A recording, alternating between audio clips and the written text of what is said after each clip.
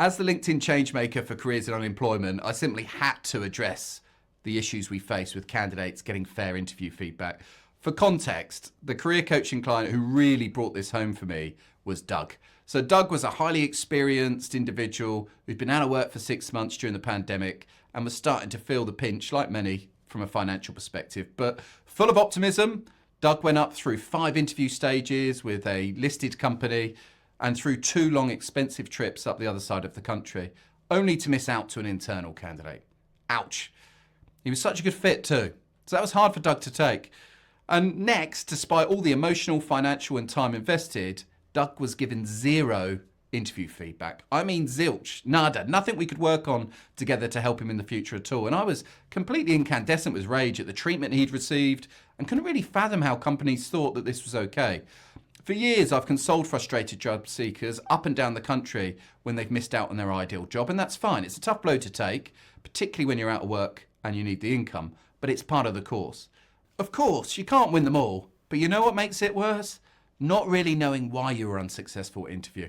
I mean, ghosting used to be a practice confined to the dating world, but in recent years, it's permeated the hiring market too.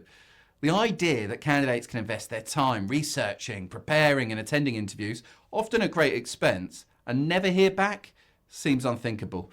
Yet it's more common than you might think, and it's very, very damaging indeed. The uncertainty ghosting causes means that job seekers can have them second-guessing themselves, holding on to false hope, or suffering a confidence crisis at a time when they can ill afford one.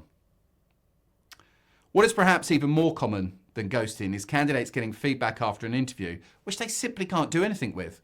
Some of them are the classics that include, "You were picked at the post," or "Other candidates were a better fit to our requirement," which, whilst being one step better than ghosting, doesn't really offer them anything other than confirmation of the outcome.